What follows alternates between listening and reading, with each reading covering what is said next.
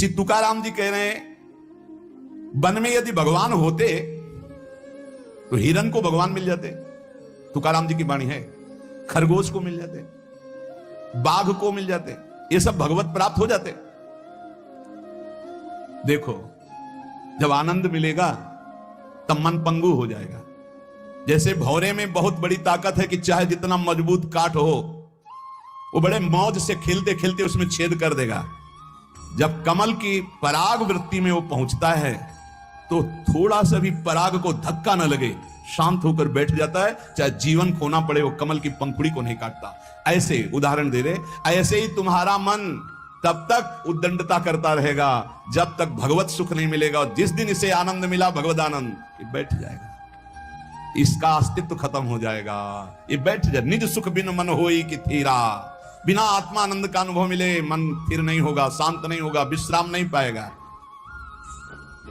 भौरे का दृष्टांत देकर के मन को समझा रहे कि मन भौरा है, भटक रहा है विविध भोगों में, बड़ा मजबूत है, बलशाली है, लेकिन ये तभी निर्बल बनेगा जैसे भौरा कमल में आ जाता है तो वहां अपना बल खो देता है। ऐसे ही श्री हरि चरणारविंद, हरि नाम, भगवत आश्रय, भगवत भक्ति, इसी में मन आनंद को प्राप्त होगा।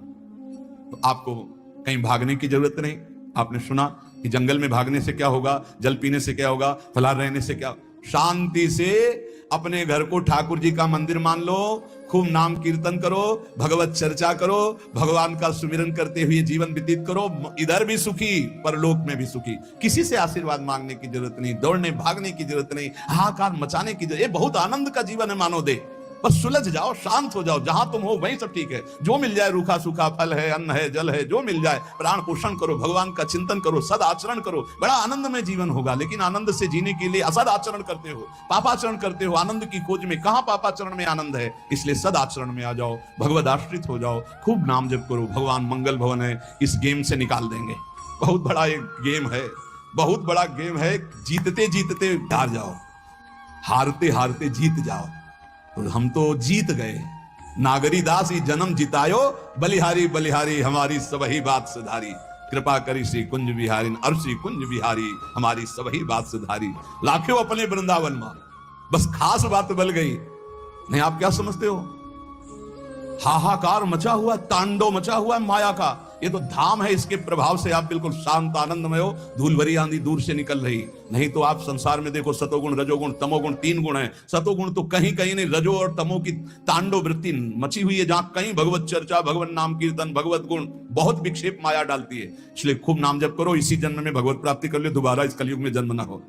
पक्का ऐसा भजन करो कि आगे अब देखते जाओ, अरे भाई बड़ा आश्चर्यमय समय, बड़ा आश्चर्यमय समय है। अभी तो कुछ है नहीं, अभी तो बबुआ है कलयुग, घुटने के बल चल रहा है, थोड़ा खड़ा होने दो, फिर ताट ठोक ले दो। 4,32,000, अभी तो 32,000 नहीं पूरे हुए, थोड़ा 1,00,000 1,50,000 लाख पूरे होने दो, फिर इसका है, उसका अपना राज्य है। इसलिए कलयुग पहला नाम जप में स्वाभाविक प्रीति, राधा राधा राधा राधा राधा राधा, हर्ष में एक ऐसी लगन, एक ऐसी अगन जो बुझे ना, जो टूटे ना। नाम के प्रति एक विशेष प्रियता, हे भगवान की ऐसी प्रचंड माया है कि रोज नाम महिमा सुनते हैं, पकड़ नहीं पाते हैं, पकड़ नहीं पाते हैं, रोज सुनते हैं। कैसे बड़ा विचित्र खेल है। हम सब सुनते हैं, हम सबको पता है यहां से नाम रूपी धन लेके जाएंगे और कुछ नहीं। उसकी तरफ से कितने हम उदासीन हैं। जो हमारे साथ नहीं जाएगा उसमें कितनी लगन है, जो हमारे साथ जाएगा उसमें कितने हम उदासीन हैं। उदासीन, कोई पीड़ा नहीं, नाम के बिना हमारा समय नष्ट हो रहा है। आप सोचो, कोई व्यापारी अगर वो 100 रुपए का घाटा हो जाए तो बर्दाश्त नहीं करता, क्योंकि वो और 100 रुपए प्लस मुनाफा ही चाहेगा। आप नाम के व्यापारी मानोदेह प्राप्त करके नाम का व्यापार करने के लिए आए हैं, आपका नाम छूट गया, आप घाटा बर्दाश्त कर लिए, इसका मतलब नाम के प्रति महत्व तो नहीं है आपका।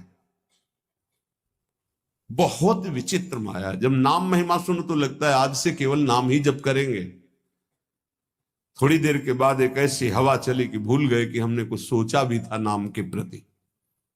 लाखों बार नाम की महिमा सुनने पर भी नाम में रति नहीं होती। लेकिन जिसमें भक्ति का प्रादुर्भाव हो गया तो पहला लक्षण है वो नाम में रति कर लेता है। ये भगवान की माया नाम में रति नहीं होने देगी, पक्का। ये भगवान की भक्ति ही नाम में रति होने देती है। लाख समझाओ, नाम में रति नहीं हो सकती। और सब कुछ करने का मन करेगा, नाम सुमिरन का ये निश्चित निश्चित निश्चित भगवत प्राप्ति। अगर आपकी नाम की माला चल रही श्वासों में, बस निहाल हो जाओगे, कुछ पकड़ो या ना पकड़ो, निहाल हो जाओगे। मान लो हमारी बात। अच्छा, शरीर से कार्य करो, उसके लिए तो नहीं कह रहे कि आप पद्मासन लगाकर बैठो, सिद्धासन लगाकर बैठो। शरीर से कार्यरत रहो। मन में नाम चलता है सिद्धों का, साधकों का मन में नाम नहीं चलता। 2-4 बार चलेगा फिर भाग जाएगा मन विषयों में, आप भूल जाएंगे। ये खूब अनुभव की बात कह रहे हैं, इसमें किसी का तर्क काम नहीं करेगा। अनुभव के आगे तर्क काम नहीं करता, पढ़ी लिखी बात पे तर्क काम करता है। सामने मनोनुकूल विषय आया, भजन छूट गया। मनोनुकूल शरीर आया, संबंधी आया, पद आया, छूट गया नाम। जबकि त्रिभुवन की राज्य लक्ष्मी देने पर भी आधे पल के लिए जो प्रभु का विस्मरण ना करे उसे भक्त कहते हैं, उसे भागवत कहते हैं, महाभागवत कहते हैं। ये 20 लक्षण में सबसे पहला लक्षण है नाम जपने में रुचि, स्वाद आ जाता है। स्वाद, ऐसा स्वाद आता है कि रातों जग जग करके उपासक नाम जप करता है। भोजन पाने में डरता है, नाम न छूट जाए। मित्रता करने में डरता है, नाम न छूट जाए। सगे सने संबंधियों से बात करने में डरता है, नाम न छूट जाए। बलिहारी है उसके चरणारविंद की, जो ऐसी नाम में स्वाद वृत्ति आ गई है। ये बड़ी विचित्र माया है। गोस्वामी तुलसीदास जी कह रहे हैं, हे हरि कस न हरहु भ्रम भारी। भारी भ्रम पैदा हो गया, लाख बार समझाओ फिर भी भारी भ्रम है, बहुत विचित्र है, बहुत विचित्र। जो जानता नहीं है उससे गलती हो जाए तो बात चलो गलती हो गई, लेकिन अपने लोग तो जानते हैं ना, सत्संग सुनते हैं, सत्संग कहते हैं, फिर गलती के तो चांस नहीं होने चाहिए। लेकिन सत्संग सुनो और सत्संग करो। नाम जब नहीं करोगे ना तो वही करोगे जिसको कहते हो नहीं करना चाहिए। कागज में लिख लो चाहे दिमाग में लिख लो, ये हम छाती की बात कहते हैं, पढ़ी लिखी बात नहीं। भजन नहीं है तो बोलते रहो त्याग वैराग्य की बातें, सुनाते रहो, तालियां पिटती रहेंगी, लेकिन माया तुम्हें पीटती रहेगी। भजन है कुछ बोलना आता हो ना आता हो, सीधे भगवान से तुम्हारा संबंध हो, जो है वही प्रकाशित हो जाएगा। एक अद्भुत आनंद। जब निज सुख प्रकट होता है तो मन भोगों में नहीं आता। निज सुख बिन मन होई कि थीरा। यद्यपि मृषा सत्य भाषे, जब लगी नहीं कृपा तुम्हारी। हे हरि कस न हरहु भ्रम भारी।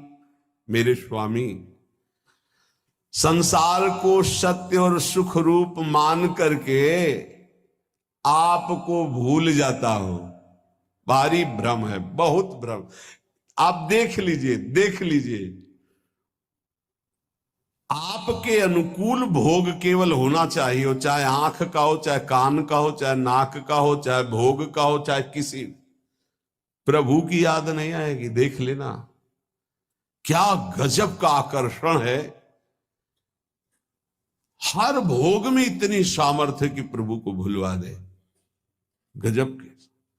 तो धन्य है वो भक्त जो ऐसी परिस्थिति में राधा राधा राधा राधा राधा। कई बार हमने कहा है कि आप किसी भी भोग का वास्तविक सुख देखना चाहते हैं तो ठीक जब आप भोग रहे, चाहे रसेंद्री का हो, जनेन्द्री का हो, नेत्रेंद्री का हो, घ्राणेन्द्री का हो, उस समय आप नाम में चित्त लगा दीजिए, राधा राधा। फिर सुख मिले तो हमको बता देना। जब नाम भूले और उसमें एकाग्र हुए तो आपकी एकाग्रता और कामना के कारण आपको सुख दिखाई देता है, अन्यथा नहीं। प्रभु यद्यपि मृषा, बहुत झूठा सुख है, पर सत्य भास है, सत्य लग रहा है। नाथ कृपा कर दो, इस भ्रम को हटा दो, आपकी कृपा से ही हटेगा। अर्थ अविद्यमान जानियो, संस्कृति नहीं जाए गोसाई, बिन बांधे निज हठ सठ परवश, पर्यो कीर की नाई। प्रभु यद्यपि यहां जितना कुछ सब मिथ्या है, सत्य है, यहां सब झूठा है। जो पहले था वो अब नहीं, जो अब है वो आगे नहीं रहेगा, खत्म होता जा रहा है। वो शरीर गए जिनको मां पिता कहते थे, गए वो, उनके मां पिता गए। ये जाने को तैयार हैं, जो जन्मे हैं वो बढ़ के जाने को तैयार है। होश में यहां कोई टिक नहीं रहा है, सब जा रहे हैं, क्रम से जा रहे हैं, समय से जा रहे हैं अपने अपने। लेकिन यहां जो लेने आए हो, कमाने आए हो, जिसे देव दुर्लभ कहा गया है, उससे क्यों उदासीन हो, उसको क्यों नहीं पकड़ रहे। पर हरि, यद्यपि यहां सब झूठा है, पर आपकी माया का इतना आकर्षण है कि सत्य भास रहा है। देखो, बैंक में 1 लाख रुपया जमा है, उसका 5 रुपया भी खर्चा नहीं करना है। अगर 5 रुपया मिल जाते तो 1,05,000 रुपया हो गए, 10 और हो गए 1,15,000। वो जोड़ते अब 2 लाख हो गए, अब 3 लाख हो गए। मरते समय उन्हें 3 लाख का चिंतन हुआ, सांप बन करके उसी घर में बैठे। कितना नाम जप किया, ये खास बात है। पर प्रभु, ये बड़ा भ्रम है, बड़ा भ्रम। छोटे मोटे की बात नहीं करते, जिनको ज्ञान है उनकी बात कर रहे हैं, और तो सब उसी में फंसे हैं। अर्थ कौन सा सुख देता है? संख्या का। ये पकड़ी गई है बात। गिनने का बड़ा सुख होता है, एक बार गिन के फिर दोबारा गिनो तो बड़ा मीठा लगेगा। उनको संख्या का बड़ा आकर्षण है, हर विषय का आकर्षण है। चिंतन, भैया खास बात हमारी पकड़ लो। जगत में जो कुछ तुम्हें सत्य भास रहा है, सुख दे रहा है, उसका कारण तुम्हारा चिंतन है। भगवान ने स्पष्ट कहा, ध्याये तो विषयान पुंसान संगास्ते सूप जायते संगात संजायते कामा। खास बात, अगर विषय चिंतन ना हो, धन चिंतन ना हो, भोग चिंतन ना हो, और फिर आपको तो कोई उसका महत्व नहीं। समलोष्टास्म कांचना, जिनका चिंतन भगवान में रहता तो माटी का ढेला, सोने का और रुपया सब उनके लिए एक समान रहता है, कोई उसका महत्व नहीं रहता। महत्व न रहते हुए केवल व्यवहार दिखाई देता है, आंतरिक महत्व नहीं होता। प्रभु, मैं ये जानता हूं, अर्थ अविद्यमान जानी, संस्कृति नहीं जाए गोसाई, बिनु बांधे निज हठ सठ परवश पर्यो कीर की लाई। मैं जानता हूं कि मेरा शरीर भी छूटेगा, धन भी छूट जाएगा। मैं जानता हूं कि पुत्र आदि परिवार के मेरे नहीं है। नहीं, परिचय बताओ, ये 20 साल पहले कहां थे? अगर आपका बहुत घनिष्ठ प्रेम है कि मेरा इकलौता लाडला पुत्र है, तो ये 20 साल पहले कहां था आप बताओ। इसके बाद ये जो कहां जाएगा आप बताओ, कितने दिन रुकेगा आप बताओ। कुछ नहीं, बेमतलब जैसे स्टेशन में कोई आके मिल जाए और बैठ जाए, हाथ मिलाए, चाय पिए, तो मुझसे अपनापन कर ले, उसकी गाड़ी आई, चले गए, रोना शुरू कर दे। बोले क्यों? बोले वो हमारा दोस्त था, चला गया। ऐसे जानबूझ के हम फंस रहे।